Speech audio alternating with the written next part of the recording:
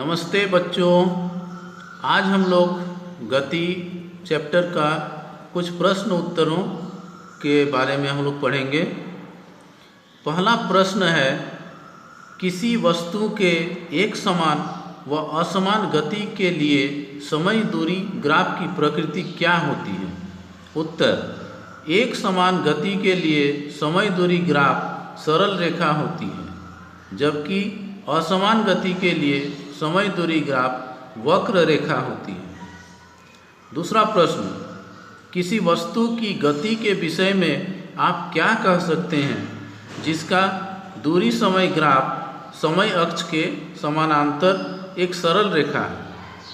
उत्तर, जब वस्तु विरामावस्था में होती है तब समय के साथ ग्राफ की ऊंचाई में कोई परिवर्तन नहीं होता और दूरी समय ग्राफ समय अक्ष अर्थात एक्स अक्ष के समानांतर एक सरल रेखा होती है। तीसरा प्रश्न, किसी वस्तु की गति के विषय में आप क्या कह सकते हैं जिसका चाल समय ग्राफ समय अक्ष के समानांतर एक सरल रेखा है? उत्तर, जब वस्तु एक सरल रेखा में एक समान चाल से गति करता हो तब उसका चाल समय ग्राफ समय अक्ष के समानांतर एक सरल रेखा होती है। चौथा प्रश्न, वेग समय ग्राफ के नीचे के क्षेत्र से मापी गई राशि क्या होती है? उत्तर, वेग समय ग्राफ के नीचे के क्षेत्र से मापी गई राशि उसकी विस्थापन होती है। अब एक क्रियाकलाप है, एक आंकिक प्रश्न है जो ग्राफ के माध्यम से इसका उत्तर हमें देना है। एक ट्रेन के 3 विभिन्न स्टेशनों ए, बी और सी पर आगमन और प्रस्थान करने के समय एवं स्टेशन ए से स्टेशन बी व सी की दूरी नीचे दी गई है। यहाँ स्टेशन का नाम दी हुई है, यहाँ ए से सभी स्टेशनों की दूरी दी गई है और सभी स्टेशनों पर आगमन का समय एवं प्रस्थान का समय दी हुई है। जैसे ए स्टेशन पर ए से दूरी है 0 किलोमीटर, ए स्टेशन पर आगमन का समय है 8 बजे, प्रस्थान का समय है 8:15। बी स्टेशन ए से 120 किलोमीटर दूर है, वहाँ ट्रेन के आगमन का समय है 11:15 और प्रस्थान का समय है 11:30। सी स्टेशन जो कि ए से 180 किलोमीटर दूरी पर है, वहाँ ट्रेन का आगमन का समय है 13 बजे और प्रस्थान का समय है 13:15। यदि किन्हीं 2 स्टेशनों के बीच ट्रेन की गति एक समान है तो इस आधार पर वेग समय ग्राफ खींचें तथा उसकी व्याख्या करें। इसे हम लोग इस तरह से देख सकते हैं, चूँकि स्टेशन ए से बी तक पहुंचने में लगा समय 11:15 घटाव 8:15 बराबर 3 घंटा तथा स्टेशन ए से बी तक की दूरी जो दी हुई है 120 किलोमीटर। इसलिए ट्रेन का वेग होगी दूरी बटा समय बराबर 120/3 अर्थात 40 किलोमीटर प्रति घंटा। अब हम लोग इसका ग्राफ खींच सकते हैं। एक्स अक्ष पर समय को लिए हैं और वाई अक्ष पर वेग को लिए हैं। समय जैसा कि दिया हुआ था उसमें 8 बजे स्टेशन ए पर प्रस्थान का आगमन का समय है और 8:15 बजे प्रस्थान का समय है। ये ट्रेन है जो ए बिंदु पर है, ये 8:15 से यहाँ से खुलती है और बी तक पहुँचती है 120 किलोमीटर दूर। बी स्टेशन पर वो पहुँचती है 11:15 में। तो इस प्रकार कुल समय लगा हुआ 3 घंटा है और पुनः वह 11:30 बजे वहाँ से खुलती है स्टेशन सी के लिए। क्योंकि एक समान वेग है दी हुई है और वो 40 किलोमीटर प्रति घंटा ही है, इसीलिए इसका ग्राफ इसी समय अक्ष के समांतर होती है। और बी से सी जो दी हुई है प्रश्न में 60 किलोमीटर है, अर्थात ए से सी की दूरी दी हुई है 180 किलोमीटर और बीच में बी है, इसलिए बी से सी 60 किलोमीटर है। और कोई भी दो स्टेशनों के बीच उसकी वेग जो है या चाल 40 किलोमीटर प्रति घंटा ही है। इस तरह ये ग्राफ पूरा एक सरल रेखा होती है। क्रियाकलाप 8.10। फिरोज और उसकी बहन सानिया अपनी साइकिलों से स्कूल जाते हैं। वे दोनों घर से एक ही समय पर प्रस्थान करते हैं एवं एक ही मार्ग से जाते हैं, फिर भी अलग अलग समय पर स्कूल पहुंचते हैं। नीचे उन दोनों के द्वारा अलग अलग समय में तय की गई दूरी को दिखाया गया है। उन दोनों की गति के लिए एक ही पैमाने पर दूरी समय ग्राफ खींचें और व्याख्या करें। यह समय दी हुई है और यहाँ फिरोज के द्वारा तय की गई दूरी किलोमीटर में दी हुई है और यहाँ सानिया के द्वारा तय की गई दूरी वो भी किलोमीटर में दी हुई है। 8 बजे सुबह 8 AM में दोनों स्कूल जाने के लिए प्रस्थान करती हैं, अतः तय की गई 0 है तय की गई दूरी। 8:05 में फिरोज 1 किलोमीटर तय करता है, वहीं सानिया 0.8 किलोमीटर दूरी तय करती है। 8:10 में फिरोज 1.9 किलोमीटर दूरी तय करती है, वहीं सानिया 1.6 किलोमीटर दूरी तय करती है। उसी तरह से जाते हुए हम देख रहे हैं कि 8:20 बजे फिरोज 3.6 किलोमीटर दूरी जो है तय कर जाती है, वहीं सानिया अभी तक 3 किलोमीटर दूरी ही तय कर पाती है और 8:25 में सानिया 3.6 किलोमीटर दूरी तय करती है, अर्थात स्कूल पहुंचती है। तो दोनों का चाल अलग अलग है। जहां फिरोज 5 मिनट पहले ही स्कूल पहुंच जाता है, वहीं सानिया 8:25 में पहुंचती है, मतलब उससे 5 मिनट बाद पहुंचती है। इसे हम लोग इस तरह देख सकते हैं। इस ग्राफ में एक ही ग्राफ में दोनों का दिखाया गया है। समय अक्ष को x अक्ष में लिए हैं और दूरी को y अक्ष में लिए हैं। 8 बजे दोनों ही चलना शुरू करती हैं, अर्थात दोनों मूल बिंदु पर हैं।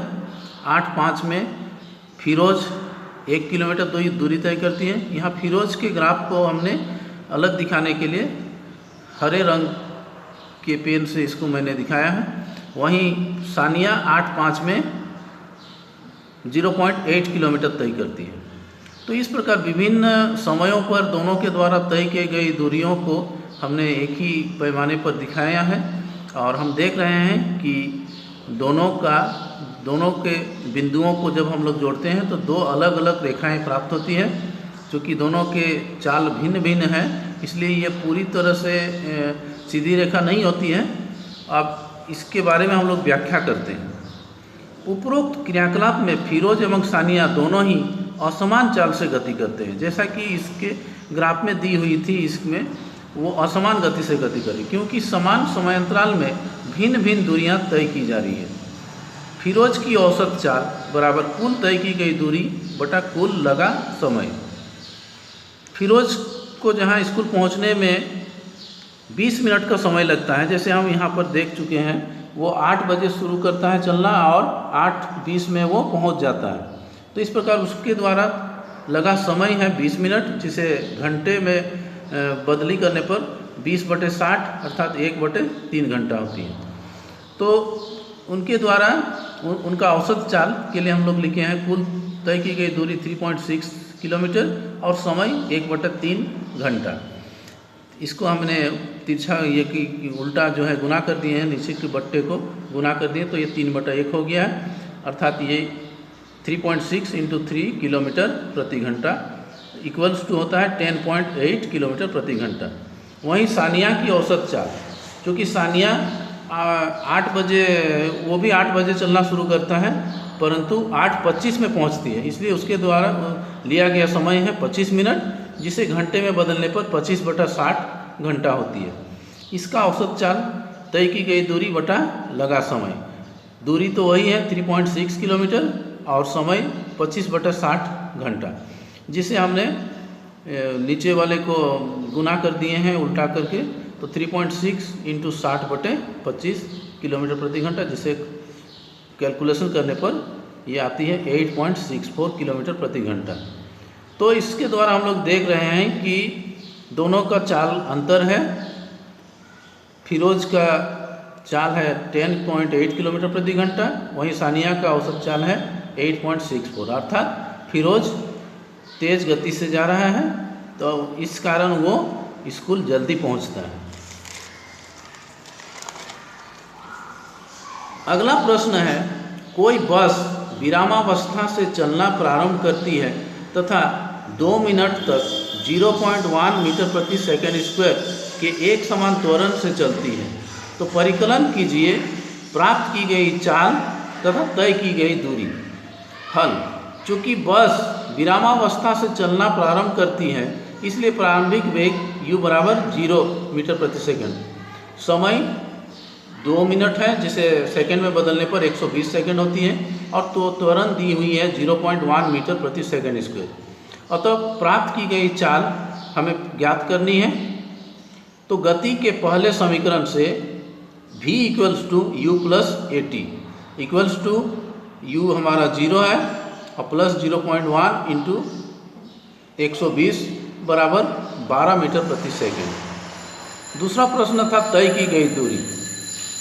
इसे हमने गति के दूसरे समीकरण से लिख सकते हैं, s equal to U T plus half A T square equals to 0 into 120 plus 1/2 into 0.1 into 120 square equals to 0 plus 1/2 into 0.1 into 120 गुना 120।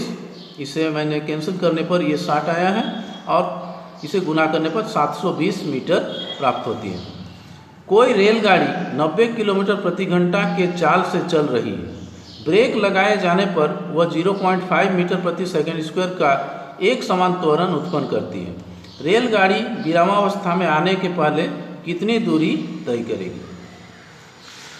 जैसा कि इसमें दी हुई है, प्रारंभिक वेग बराबर u बराबर 90 किलोमीटर प्रति घंटा। तो इसे हमने मीटर प्रति सेकंड में कन्वर्ट किया है, जिसको 1000 से गुना किए हैं और 60 गुना 60 से भाग दिए हैं, तो बराबर आता है ये 25 मीटर प्रति सेकंड।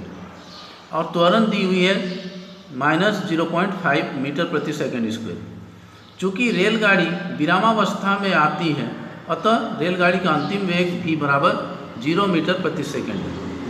और तय की गई दूरी हमें ज्ञात करनी है।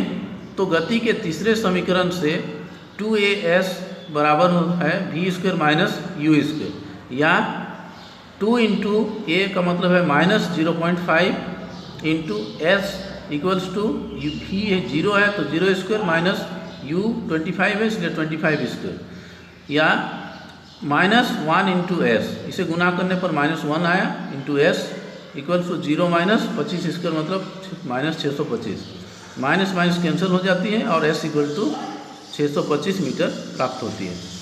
एक ट्रॉली एक आनत तल पर 2 मीटर पर सेकेंड स्क्वायर के त्वरण से नीचे जा रही है। गति प्रारंभ करने के 3 सेकंड के पश्चात उसका वेग क्या होगा?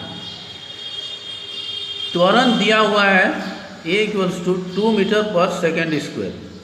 गति प्रारंभ करने के समय प्रारंभिक वेग u बराबर 0 है, चूँकि वो गति प्रारंभ कर रही है इसलिए प्रारंभिक वेग 0 है।